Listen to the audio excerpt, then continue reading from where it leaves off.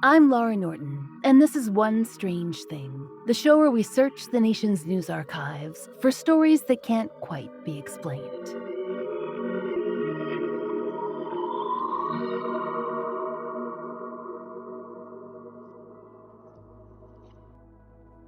Today, we invite you to take a long, hard look up at the sky.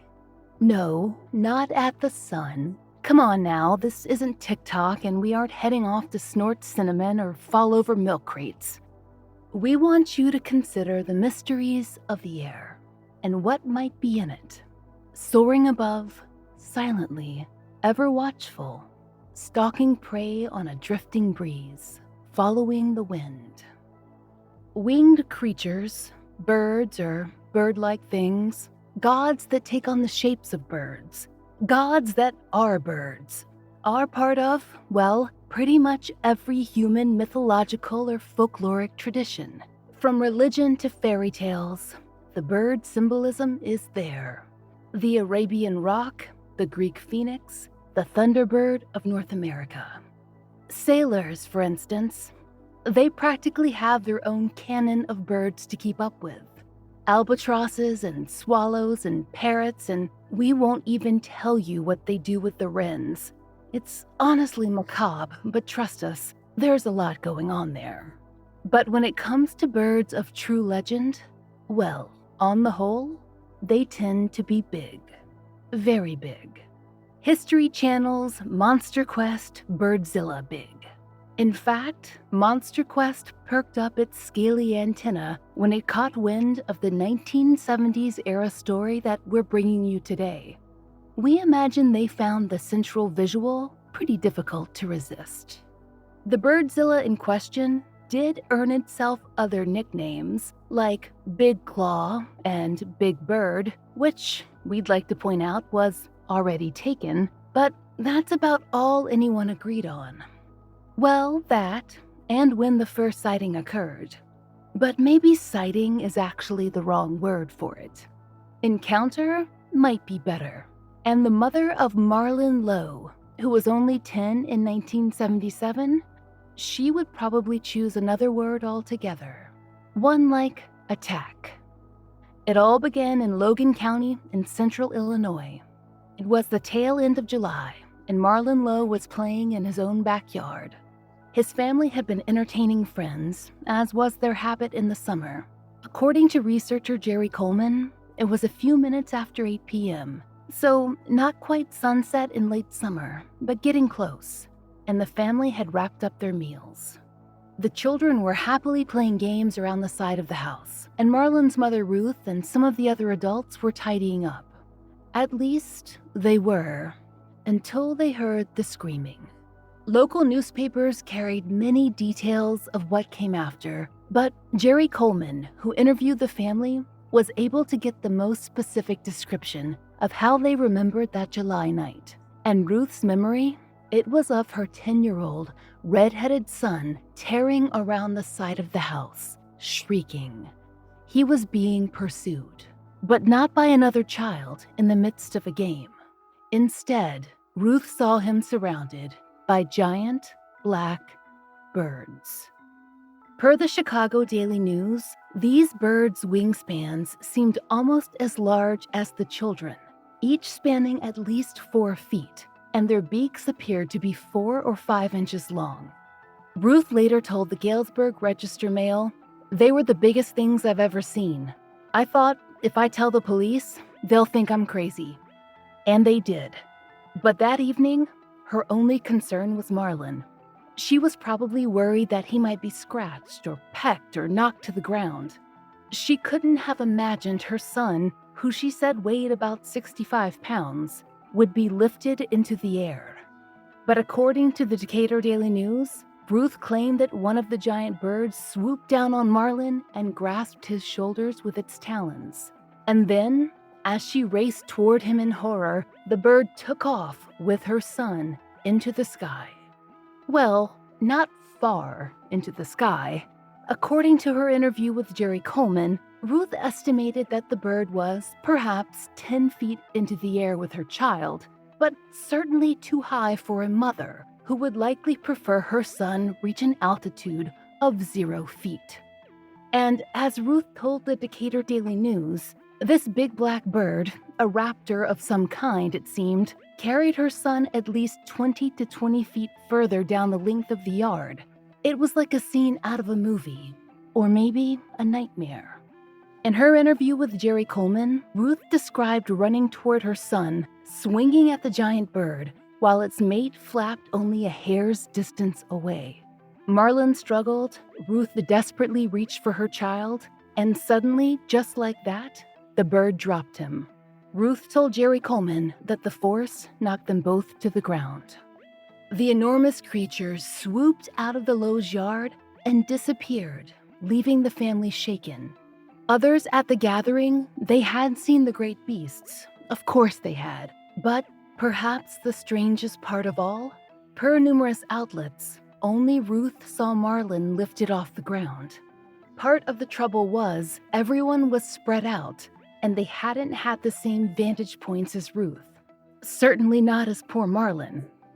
The Lowe's neighbor, James O'Daniels, backed up their story, of the bird sighting at least. He told the Galesburg Register-Mail, "If I'd had just a can of beer earlier, then I could have said I imagined I saw it. But I didn't have any beer that day." Based on what occurred that evening, we assume Mr. O'Daniels wished that he had imbibed. Now, James O'Daniels hadn't actually seen the raptor-like creature grasp Marlin, but according to the Register-Mail, he estimated the birds weighed up to 65 pounds and may have been able to pick up a running boy with the help of momentum. As you might imagine, local authorities, and later, local experts, didn't believe the Lowe's story. Perhaps it was too fantastic for them. They didn't discount that there had been birds in the yard. Too many adults had seen them to ignore that. But the authorities were less willing to entertain the fact that a bird could have had the capability to actually pick up a 65-pound child and haul him skyward like a sack of birdseed. They were also unimpressed by Ruth Lowe's description of the birds themselves. Per the Decatur Daily Review, Ruth had made the trek to the local library to consult their ornithology books in hopes of identifying the birds that had dive-bombed her yard and attempted to steal away her child. After poring over the choices, she thought the condor, the California condor, looked like the most likely culprit. Condors, a variety of vulture, have an impressive wingspan, black and white feathers, and a critically endangered population size. They weigh somewhere around 24 pounds, so about half a Marlin Lowe. In 1977, there were less than 50 left, and per the Decatur Daily News, they had never been reported outside Southern California. With the news of Marlin's flight and the possible condor label, experts, ornithologists of every stripe, and biologists and naturalists to boot, seemed to come out of the woodwork to weigh in. Some, like the Logan County Conservation Officer, A.A. Merver, were frank. He told the Galesburg Register-Mail, "I don't think the child was picked up." He told the Register-Mail that the likeliest birds, turkey or king vultures, wouldn't have been able to do that. And, actually, turkey vultures were a popular guess among all the bird enthusiasts. After all, they are very common in the Midwest. Based on what the experts in 1977 were saying, it seems that the residents of Illinois should have had yards full of turkey vultures just hanging around and waiting for local rodents to drop dead. And pretty much everyone journalists interviewed was sure that Ruth and her neighbors must have mistaken a turkey vulture for the more exotic condor. According to the Decatur Daily News, Vernon Clean, with the State Conservation Department, had a theory that could explain Marlin's experience and wrap things up nicely in a turkey vulture-shaped package. A case of adolescent hijinks. No, not Marlin's. The birds. Vernon's idea went like this.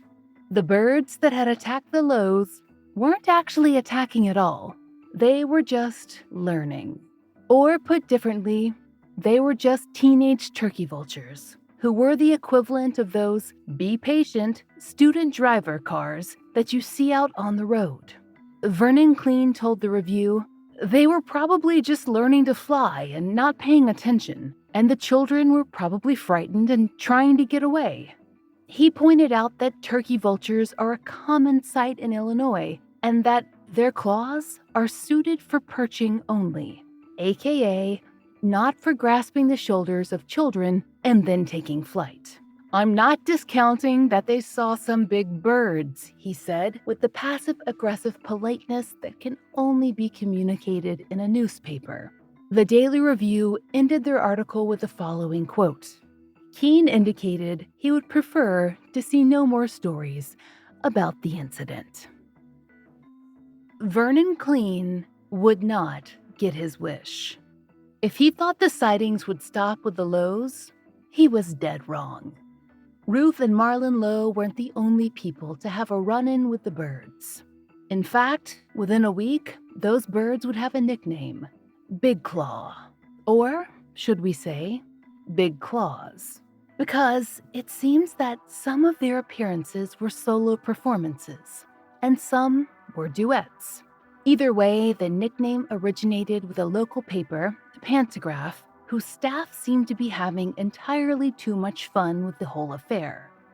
Across central Illinois, bird sightings flitted in, from farmhouses and highways and fishermen, and, quite unusually for this podcast, some folks even managed to provide blurry photo evidence.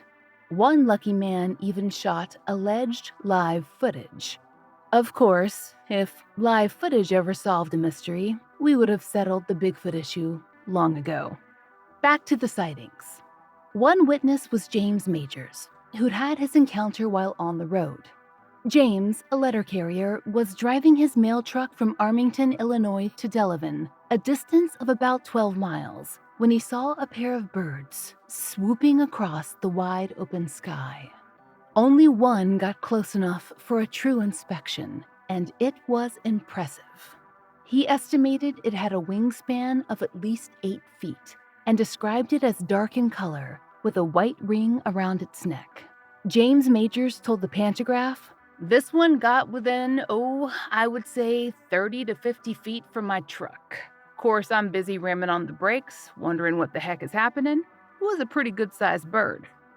This was emphasized to James when, according to his interview with the paper, the bird dipped down into a nearby field and came back up with a baby pig in its talons.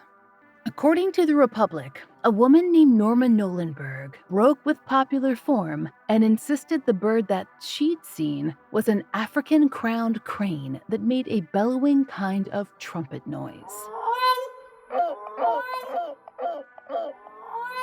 She exclaimed, "I never heard such a loud noise coming from a bird in my life." This was the first report that either bird, seen solo or together, had made any sort of sound. And, rather oddly, Mrs. Nolenberg, who herself saw the bird, also told the newspaper that the public's alleged sightings were getting out of hand. Meanwhile, the Thompsons of McLean County saw a single giant bird fly over their barn.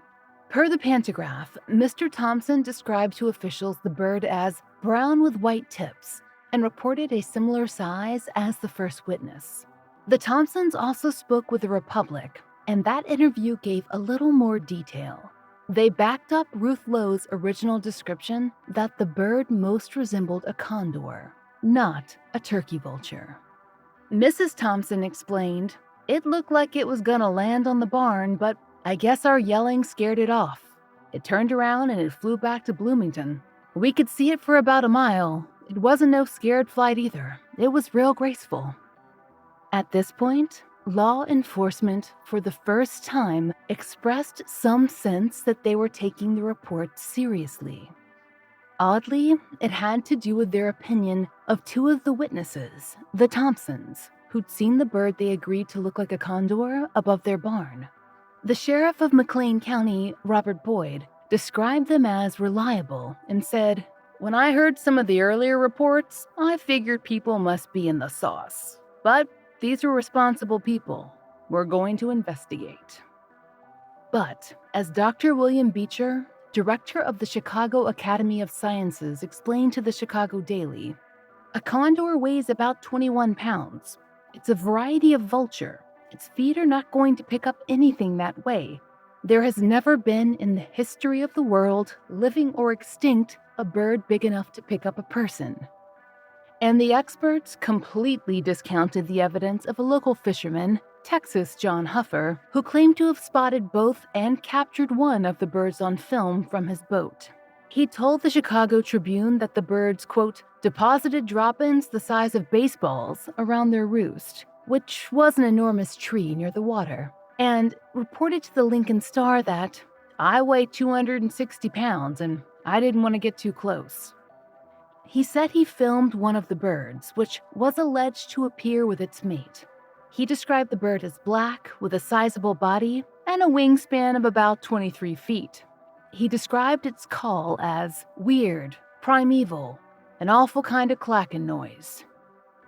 Unsurprisingly, local scientists disputed the capability of birds native to North America to make any such noise.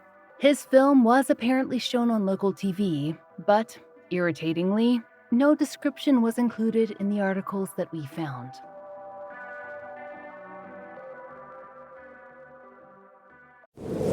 The fall season.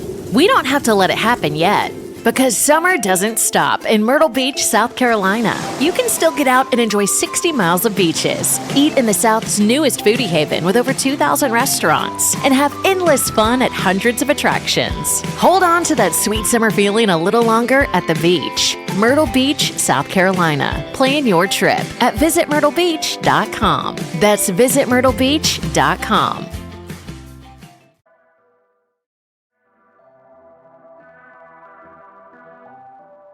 According to the Pantograph, a local radio station briefly offered rewards for the capture of one or both big claws, but hastily rescinded their prize when officials reminded them that the capture of large birds of prey is illegal. Apparently, they'd wanted to display one or both, alive, they insisted, at a local county fair. Barring a fuzzy photograph that one local produced, which honestly looks like a picture of a confused peacock standing on a roof, and this film captured by Mr. Huffer, which we've never seen, there didn't seem to be much for police to go on. Now, there was a fellow from Texas who wrote into the local papers reporting a similar incident in Rio Grande in 1976, which local reporters were able to verify. At least that it had been covered, not that the birds themselves had been real. But no hard evidence ever turned up to back up the claims of Big Claw believers. And eventually, well, the Big Claw, or Big Claws, seemed to fly south. After all, summer ends, and big birds gotta do what big birds gotta do, imaginary or real. Most of the witnesses were left unscathed by their experiences. Something interesting to discuss around the water cooler. But not the Lodes. They had to change their phone number just to avoid harassing phone calls. But the rest of Central Illinois was quite willing to both enjoy the Big Claw sideshow and write off the only people with direct physical contact as liars or just plain loons. After all, they couldn't have had a real run-in with anything that strange, not in their area. They'd gotten themselves all worked up over a dizzy turkey vulture and stirred everyone else up too. Well, maybe. Except for one strange thing. It turns out that there were some unusual birds loose in Illinois in the summer of 1977. As was reported in multiple Wisconsin outlets in August of 1977, not one, but two African marabou storks escaped from the Chicago Brookfield Zoo the summer that the Big Claw sightings occurred. In fact, according to the Kenosha News, in just a 6-week period, the birds separately managed to break free from their enclosures. Somehow, both mated all the way to Wisconsin. And just how did they escape? It apparently came down to their flight feathers growing back too quickly after clipping. That, and as the zookeeper's intendant of birds, Dennis DeCourcy, told the news, the bird's liftability is nothing short of phenomenal. Now, when you hear the phrase marabou stork, you may imagine a delicate, graceful creature. Stop it. Instead, picture a cartoon vulture on steroids that someone has blow-dried to make it look extra fluffy and angry. Now, put it on stilts. Then attach an evil, sharp beak to its naked, wobbly, pink head. Per the Kenosha News, the marabou stork has a wingspan of 6.5 feet, and it is nearly 5 feet tall. They don't have voice boxes, but per Just Birding, they can make a really awful noise just by clicking their beaks and using their bulging throat sacs. Marabous eat both carrion and live prey, and they sometimes hunt. Now, they only weigh 10 to 20 pounds, so they mostly stick to small prey. Could a marabou stork, or two of them, if they'd somehow managed to link up, possibly have been the birds in Illinois? We'll go with a hearty maybe, at least for some of the reports. After all, the timeline fits. The first escapee broke out in mid-July and died on recapture, although it's not specified when. Articles indicate that the zoo planned to set out on a mission to catch it around the beginning of August. And per the Kenosha News, the second bird was still at large on August 30th, 1977. The zoo was about 2 hours away from Lawndale, where the Lowe family lived. Pretty far, you might say, for two escaped storks to make it, but considering they eventually turned up in Wisconsin, which is also 2 hours away from the zoo, perhaps they were overachievers who might have made another flight. But maybe most importantly is the following question. Could a marabou possibly have picked up a 65-pound child? We think the answer there is a resounding no. Not even if they had really excellent teamworking skills. Maybe that fierce launching ability that the zoo superintendent described could have knocked someone off their feet, which could have felt like being carried away. Maybe. If the marabou were involved, they certainly could account for some of the sightings, particularly on the outer rim of towns. But what about Marlin's story? How do we explain that? Is it, as the History Channel has hinted, a close encounter with something unexplainable, like the thunderbird? Was it simply a dizzy adolescent turkey vulture that crash-landed into a little boy's life? Marlin's family certainly didn't appreciate the notoriety they gained. Could a mother and child really mistake a crash landing with the experience of a 10-year-old being grabbed by the shoulders and hauled skyward like that unlucky pig that James Majors described? Strangers, we don't pretend to know the answer. After all, how far away are any of us, really, from becoming the next story of the week? It only takes the flutter of a few feathers for folks to think we've gone, well, bird-brained.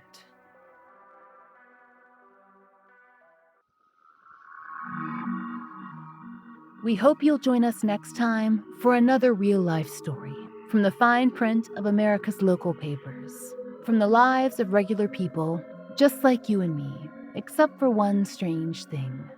Oh, and strangers. One Strange Thing is an entirely independent production. To support the show and hear more of the entirely true and enticingly peculiar, join us over on Patreon. There you'll get ad-free early releases of our regular episodes, full-length bonus episodes, and plenty of other fun content, all for $5 a month. We hope you'll check it out. There's a link in the show notes.